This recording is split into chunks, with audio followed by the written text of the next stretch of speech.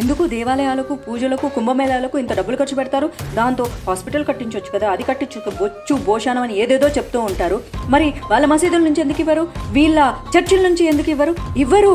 మన దేవాలయం సొమ్ములు మింగేసేసి ప్రభుత్వము మళ్ళీ స్పెషల్ ఏంటంటో కన్సెషన్లు అవి ఇవి, టికెట్కు అక్కడ వెళ్ళడానికి ఇక్కడ వెళ్ళడానికి మక్కా వెళ్ళడానికి దేనికో మన దేవాలయాల డబ్బుల్లోంచి పీకి మళ్ళీ వీళ్ళకి ఇస్తారు. సంక్షేమ పథకాలు కూడా మళ్ళీ వీళ్ళకే ఇస్తారు. మరి అవన్నీ నీతులు చెప్పేటప్పుడు వాళ్ళు చేయొచ్చు కదా. ఈ భూములు కూడా ప్రభుత్వం మొత్తం నొక్కి దుబ్బేసేసి అందులో కూడా రియల్ ఎస్టేట్ పెట్టేశారు. రే దేవుడు సొమ్ములు తిన్నోళ్ళు ఎవ్వడు బాగుపడరా రే, మీ వంశం నాశనం అయిపోతుంది. మీరిప్పుడు బాగానే ఉండొచ్చు, మీ కొడుకులు ఆళ్ళపిల్లలు కూతుర్లు అందరూ ఏదో ఒకరోజు సంకనాకి సర్వ రోగాలతో చచ్చిపోతారు. ఇదైతే 100%. స్వామి సొమ్ము మింగిన వాళ్ళు కర్మ అనుభవించే తీరాలి కదా.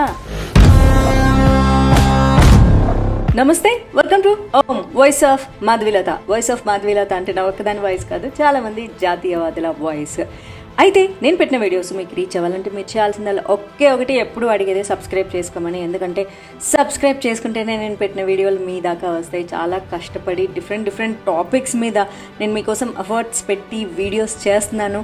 మరి మీరు సబ్స్క్రైబ్ చేసుకున్న వాళ్ళు కూడా చూడటం మానేస్తున్నారు. ప్లీజ్ చూడండి అబ్బా, కొంచెం చూస్తే మీ వరకు వస్తుంది. మళ్ళీ మీరే అడుగుతారు మంచి టాపిక్స్ మీద వీడియోస్ చేయండి అని. సరే, అయితే మరి ఈరోజు టాపిక్లోకి వెళ్ళిపోదాం. ఇదైతే కొంచెం సమాజంలో ఇప్పుడు ఒక వారం రోజులుగా హాట్గా, వారం కాదు 10 రోజులుగా హాట్గా జరుగుతుందనమాట. అఫ్కోర్స్ చాలా లేట్ అయిపోయింది, అయినా సరే ఇంకా ఇది హాట్గా నడుస్తుంది కాబట్టి దీని గురించి నేను మాట్లాడాలి అనుకుంటున్నాను. మరి మీరు కూడా నా పాయింట్ ఆఫ్ వ్యూ వింటారని, విని కామెంట్ చేస్తారని ఆశిస్తున్నాను. ఓకేనా, let's get into our topic. హైందవ శంకరావం సభ అయితే విజయవాడలో దద్దరిల్లింది కదా. లక్షలాది మంది హిందువులు అయితే సభకైతే హాజరైపోయారు. దేవాలయాలను విముక్తి చేయకుంటే తమ ఆగ్రహానికి బలి కావాల్సిందే అని చెప్పేసి స్పష్టం చేశారు. విహెచ్పి పిలుపునిచ్చిన సభ అన్నమాట. ఏ రాజకీయ పార్టీది కాదు, అందులోనూ ఏ స్టార్ హీరోనో పెద్ద నాయకుడో హాజరైన సభ కూడా కాదు. స్వామీజీలు, కొంతమంది పార్టీ లీడర్స్, సినిమా ఆర్టిస్టులు నిర్వహించినటువంటి సభ, అంటే హాజరైన సభ. అందరూ సామాన్యులే కానీ లక్షలాది మంది జనం హాజరు కావడం చూస్తూ ఉంటే హిందువుల్లో ఎంతటి ఆగ్రహం ఉందో అర్థమైపోతుంది కదా. మన దేవాలయాలు ప్రభుత్వ కబంధ హస్తాల నుంచి విముక్తి చేయకపోతే ప్రభుత్వాలకి ఇక పుట్టగతులు ఉండవని ఈ సభ ద్వారా హిందువులు హెచ్చరికలైతే జారీ చేశారు. చెయ్యాలబ్బా, ఎన్ని రోజులు వెయిట్ చేస్తాము. ఈ సభలో ముఖ్యంగా చెప్పుకోవాల్సింది మన సినీ రచయిత అనంత శ్రీరామ్. ఆయన గురించి ఆయన స్పీచ్ చూస్తే రోమాలు అయితే నిక్కబొడుచుకున్నాయి కదా. సినీ రంగానికి చెందినవారు కావడం వల్ల, అంటే మా సినీ రంగం, సో ఈ రంగంలో హిందూ ద్వేషం ఎంత స్థాయిలో ఉందో వెల్లడించారు.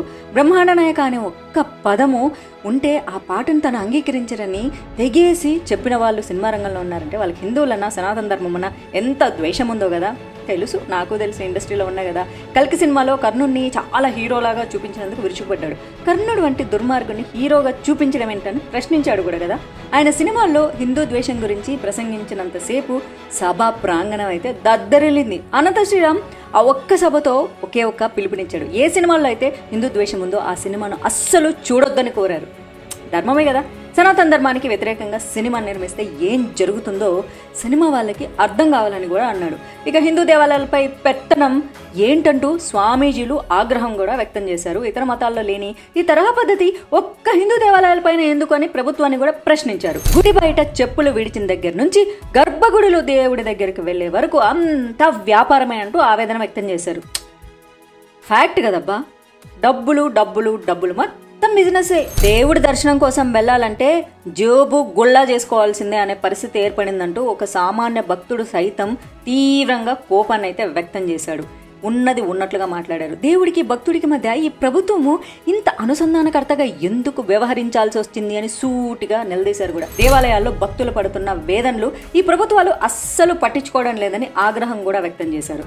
ప్రస్తుత దేవాలయాల దీనస్థితిని చూస్తూ ఉంటే అవి దేవాలయాలైనా లేకపోతే వ్యాపార కేంద్రాలా అనే అనుమానం కూడా కలుగుతుంది. నాకు కూడా కలుగుతూ ఉంటుంది. దేవుడి గర్భగుడిలోకి వెళ్లే లోపే సామాన్యుడిని నిలువు దోపిడీ చేస్తున్నాయి మన ప్రభుత్వాలు.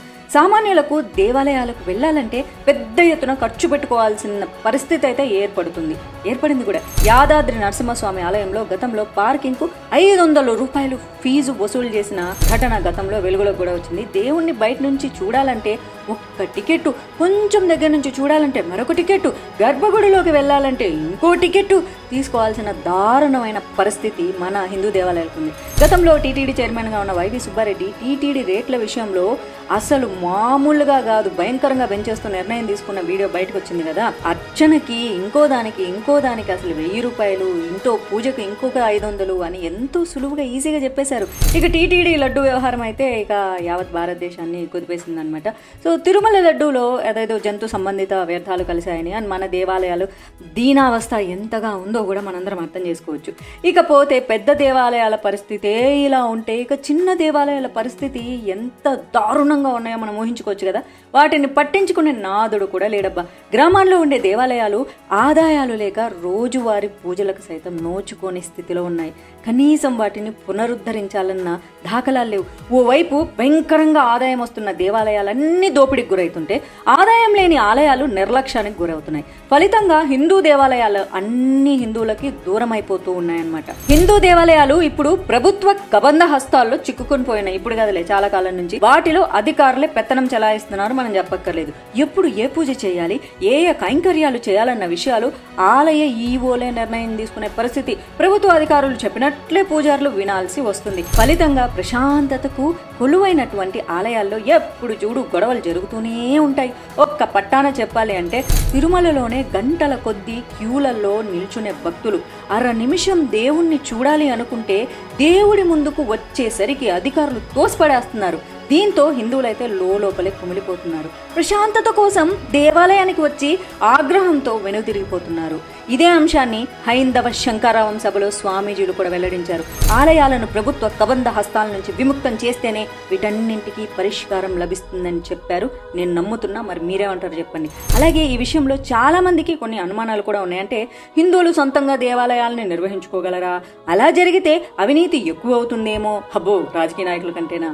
కొంతమంది ఇలాంటి ప్రశ్నలు అయితే తీసుకొస్తున్నారు. ఇప్పటికే మోదీ ప్రభుత్వం ఒక పరిష్కార మార్గాన్ని అయితే చూపించింది కదా, అదే మన అయోధ్య రామాలయం. ఆలయ నిర్మాణానికి కోర్టు తీర్పు ఇచ్చిన వెంటనే మొదటగా శ్రీరామ జన్మభూమి తీర్థక్షేత్ర ట్రస్ట్ అయితే ఏర్పాటు చేశారు కదా.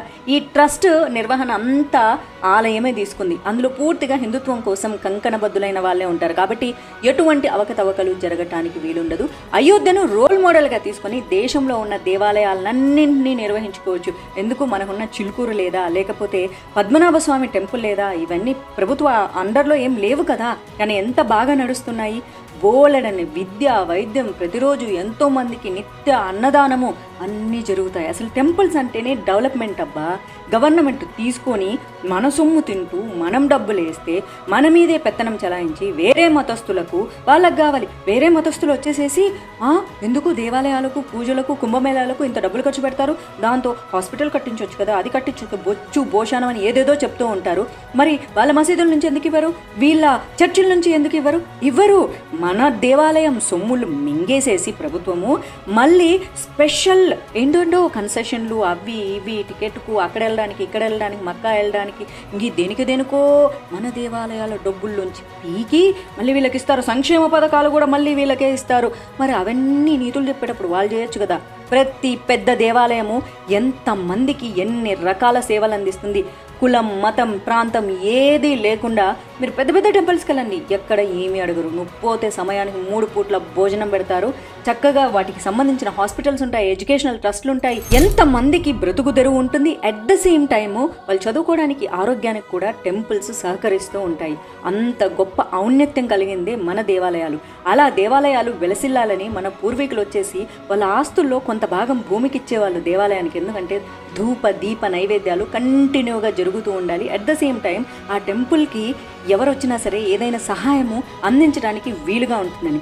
ఈ భూములు కూడా ప్రభుత్వం మొత్తం నొక్కి దుబ్బేసేసి అందులో కూడా రియల్ ఎస్టేట్ పెట్టేశారు. దేవుడు సొమ్ములు తిన్నోళ్ళు ఎవ్వడు బాగుపడరా రే, మీ వంశం నాశనం అయిపోతుంది. మీరిప్పుడు బాగానే ఉండొచ్చు, మీ కొడుకులు, ఆళ్ళపిల్లలు, కూతుర్లు అందరూ ఏదో ఒకరోజు సంకనాకి సర్వ రోగాలతో చచ్చిపోతారు. ఇదైతే 100%. స్వామి సొమ్ము మింగినోళ్ళు కర్మ అనుభవించే తీరాలి కదా. మళ్ళీ మరొక మంచి వీడియోతో మిమ్మల్ని కలుసుకుంటాను. అంతవరకు సెలవు. దేశం కోసం నేను సైతం. జై హింద్, జై భారత్.